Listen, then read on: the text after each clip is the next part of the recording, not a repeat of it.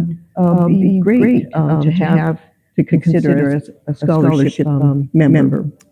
The only limitation is that you be a resident of Washington or Oregon. So how do you go about applying for a Maggie Rogers grant? Go to the OMS website, and there'll be on the top toolbar, there'll be a hyperlink called Get Involved. So select that one, and then there's a drop-down menu, and select the OMS Scholarship Program, and you'll see the application form there.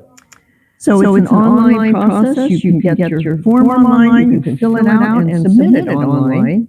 And the cool thing about these grants is that there's no deadline. So anytime you're ready to submit, you may have an idea now or later, just submit your application, and the committee will look at it as it comes to us.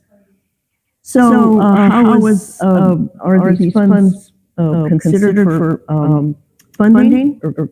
The evaluation is really based on the proposal itself. What are you proposing to do? What is your question? And how are you planning to answer that question? So it's really the proposal and the scope of it.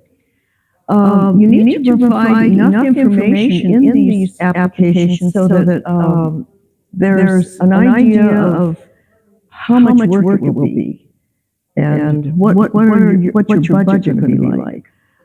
So really you want to provide enough information for the committee to be able to give a fair assessment of the application. And the other thing, I tend to do this, so this is an online form. I tend to skip over parts that I'll come back to. But you want to make sure you don't do that. You fill in every section of the application so that your application is complete. The contact by email is Maggie Rogers Committee at wildmushrooms.org, or you can talk to any of the committee members.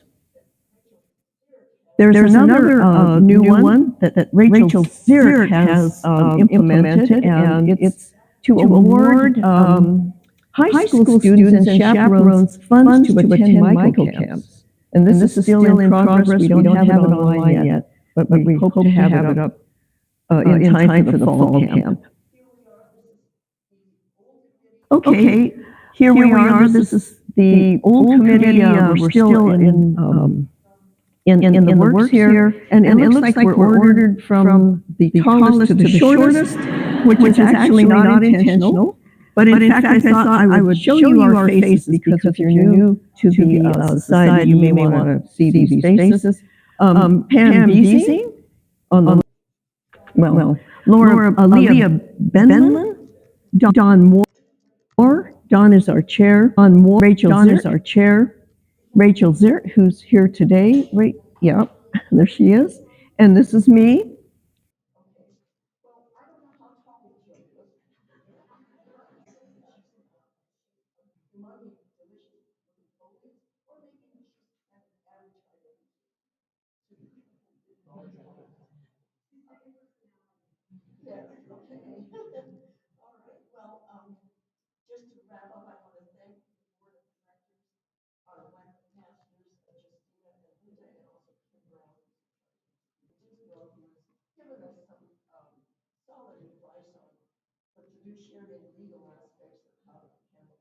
Who's here today.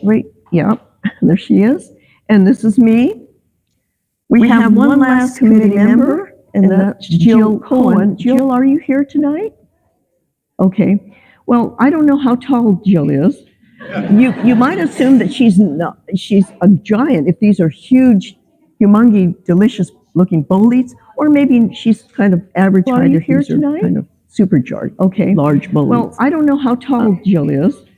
Yes, you might assume that she's not. All right. Well, giant. If these are huge, just to wrap up, I want to thank the board of directors, or maybe she's kind of average height, and Linda, and also Kim Brown, who's large bolete speakers. And thank you especially to Ethan Disnell. Yes. Okay. Giving us some all right. Well, solid advice on. Just to wrap up, I want to thank the board of directors, how to handle our webmasters, Justina and Linda, and also Kim Brown, who's in charge of the speakers. And thank you especially to Ethan Disbrow, who is given us some solid advice on the fiduciary It's and legal not often aspects someone of how has to Rachel handle, beat. our money. So with that, I think I'll turn it Hi. over. Yeah. I just want to take a quick second and talk about Fall Show. So Fall Show is OMS's biggest event.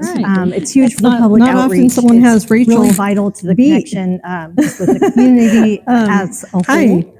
And I just Kim want to take Janik a stepped quick down second from and talk her about role Fall Show of coordinator. So Fall Show So we is are currently OMS's without, biggest event. without someone It's filling huge that for role.